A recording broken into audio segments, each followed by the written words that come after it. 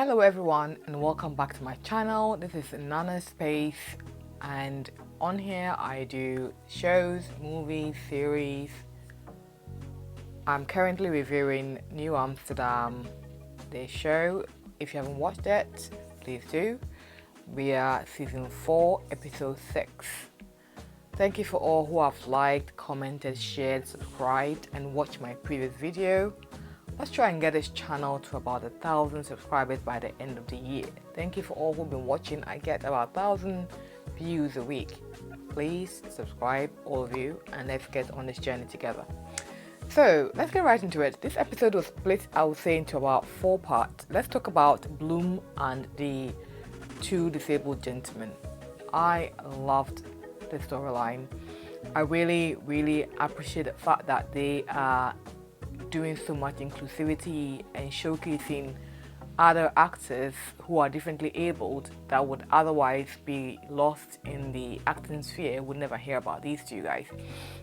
I've never seen them in any acting gig before. So one of them has very severe Parkinson's and the other one has had a stroke. The one with stroke is younger than the Parkinson's chap, and he used to be he is still the caregiver until he had a stroke, the younger version.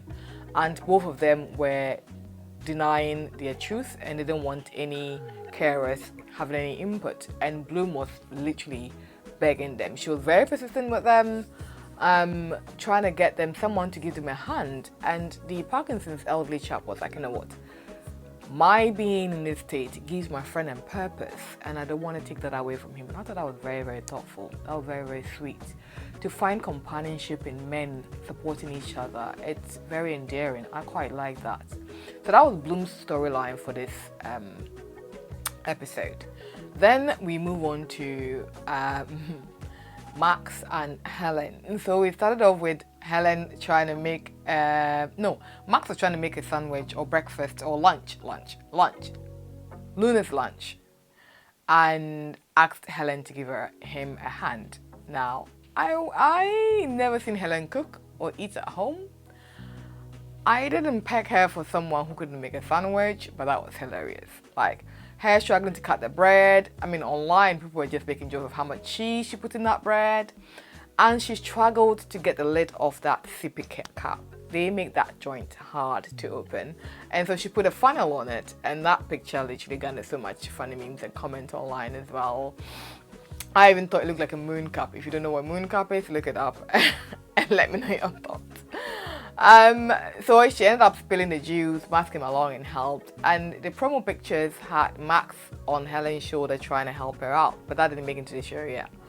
And then while they were doing that, Helen had her message from her ex called Guillaume, and I was like, okay. And she didn't say anything to Max. They both got to work, and they found out that Fuentes was out of town. So Max does what he does best. He said it's a yes kind of day. Anything you want, yes. Anything you want, yes. The biggest ticket item for the day was a pancreatic cancer patient who, otherwise would have died and needed a $2 million or $2 billion procedure. I'm so sorry. I don't know, the plane. $2 million procedure. $2 million procedure done to, really cure him.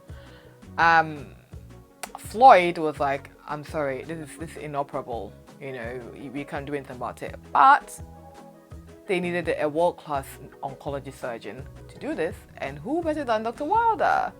So she came with her entourage. It was so cool. The cinematography, walking down the hall, the music from an army led by a woman. It was really cool. So they got in, started doing this surgery, and for the life of me, why is Helen part of this surgery? She's an oncologist, fair enough, but she's too close to this case. Church and state, you cannot be looking after your own relatives or people you have emotions towards or have had something with it. It's more like them, a relative of some kind. Don't be part of the surgery.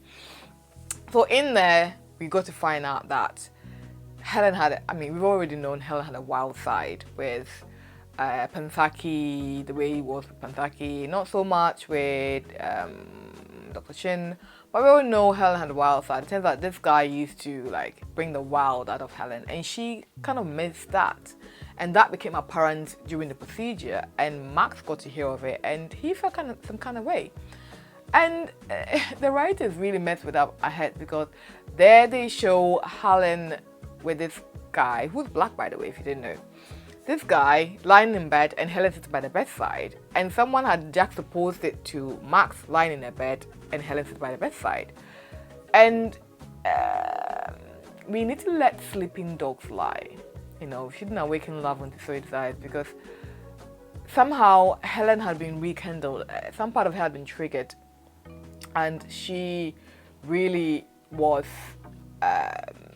reminiscing and missing that side of her, that life that she had with this guy. And you know, she panicked when the patient was almost crashing in the theater. She, you know, they had to remind her that she needs to let the team do their work, really, and she was struggling with that concept. So fast forward, procedure is finished, and then Max had this conversation with Floyd about Helen's past, the fact that he didn't know anything about it. And Floyd was like, but that shouldn't change anything. But Max's comment really was very much true. She was like, if you bought a house and there was something in the house's basement, you didn't really mind, but you would have hoped that the letting agent or the realtor would have told you about it. So by them omitting it, the question is, what is there? Which is a fair comment. You know, Helen left it him in the dark. So we fast forward to the end where they went on a walk. Apparently, Helen with this guy, I think he's a painter, or not artist, had taken Helen to a bridge somewhere in New York. Helen was hanging by the bridge, and then the guy drew a mural of a butterfly, I think, for Helen. And so Max took Helen to the bridge, and this fool went on one knee, and Helen was like, "Is it happening today? It's not happening." He was like, "Oh, do you mind if you just shift a little bit so I can see the mirror behind you?" And Helen just like slapped him like, "Ow, you're violent." If you've not seen their IG live before the season 4 episode 1 started, watch it. Ryan spilled alcohol and famous carpet, and she was like, "You stay down there, boy. Keep cleaning that." And Ryan was like, "Oh, you're violent," and he's like, that is like, someone made a meme. It's becoming blurry now. We cannot tell what is acting and what is their real life, and what's really going on here. So then Max got up, and they had a really, really honest conversation. They poured their hearts out. Helen expressed the fact that she was hurt when she heard Max talking to Fuertes about not going with her. And Max was like, "You know what? I'd thrown everything under the sink at this woman, and at this point, this was just a hollow threat. And it didn't really mean anything," and he apologized to her. And then Max talked about the fact that he, you know, is not that adventurous at this stage in his life. He's a father, you know, and he couldn't give that to Helen. But I love what Helen said. Helen said, "You know, I was hanging on the bridge for this guy, but I've never been a partner with anyone or a parent." The word parent couldn't come out of her mouth, but Max added it. That, you know, we all know Helen wanted a child since season 1, and to be in this young child's life and have the father's support and love as a partnership is, you know, someone also made a comment that this is the first time Helen has acknowledged this partnership, because the number of times Mark said, be my partner, she's like, "Nope." "Be my deputy, nope." You know, do this. I mean, he's been a deputy before, but that word has been thrown out so much, and for her to come full circle and acknowledge that what he has with Max and Luna is what she wants to build her life with, and that Max actually gives him that butterfly that is different from what he had before, and she wants to move forward with this direction, was so sweet. It was so sweet. That was a very beautiful, poignant, feel-good end of the episode. Now, I've seen promos for the next episode, and it looks interesting. I think Max and Helen were going on a walk, I think, and then there was an ambulance crash. I'm not sure what happened, but it's only season 8, episode 7. Like, guys, you guys are going in. I left these people for last deliberately. Dr. Baptiste, Dr. Reynolds, and Lynn, the trifactor. So they had made up their mind, Lynn and Floyd, to go to Dr. Baptiste to tell him about their relationship. Now, looking at it, it looks like the guy knew that the wife does or enjoys, or they are indeed an open relationship. Okay, fine. He just wasn't aware that it was this guy. And the awkwardness of her trying to speak and Floyd trying to speak and her trying to speak, and Dr. Baptiste was just sat there thinking, what the hell is going on here? You're sleeping with your boss's wife. Okay. So he was like, I wish I didn't know about this, but okay. Okay. So the bleep went off and Floyd went to the theater. And the procedure that he's doing for this Guillaume meant that he needed help from someone. And one of the nurses was like, the last time I saw someone did this procedure very well was Dr. Baptiste, and I hear he's in the building. And obviously Floyd ideally would like to avoid the dude for a little bit, but to save the patient's life. So the guy came, and then another nurse asked, should we play Reynolds? Should we play Dr. Reynolds' playlist? And both of them said no, because the last time Dr. Baptiste unknowingly was encouraging him to play this playlist and try and get the girl. He didn't realize that the girl was his girl. This is what I meant about him being cooked. He didn't realize that he was the one being used as a rabbit soup. If you don't know what I'm referencing to, go and watch my previous episodes and you'll get it. So they did a procedure together and that ended for these characters. I want to know what happens next episode. Like, now that it's somewhat in the open, like, are they going to invite Floyd over for a sleepover? Are they coming for a meal? Like, where are we going with this? Time will tell. Iggy had an interesting storyline with these two patients who were inpatient in a hospital. No one could find them, and turns out they were sleeping together. One had borderline personality. I think both of them had borderline personality disorders and were thought to be bad influence on each other. But after Iggy speaking to them, realized they genuinely loved each other and they wanted to push this forward. Family members were not here for it because they've been there, done that. And somehow they found themselves in the hospital's chapel, agreed to get married, and the family members had to let them go.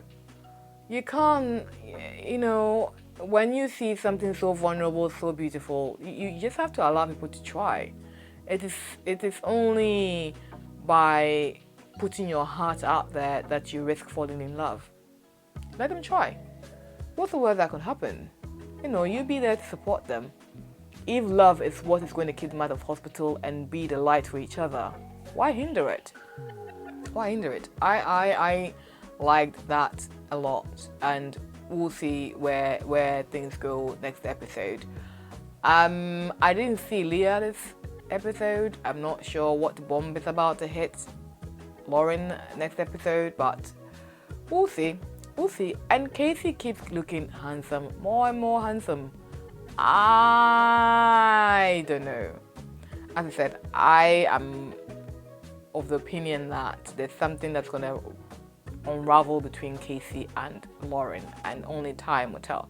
And that's another boss and employee relationship at work. So time will tell. I'm not here to judge. We'll see where things go with this one, if anything at all. I'm here for Fuertes coming back and finding out that Mark has spent all the money. Normally, I would have seen Brentley, Karen, running and saying, why are we approving this? Why? I never saw it anywhere.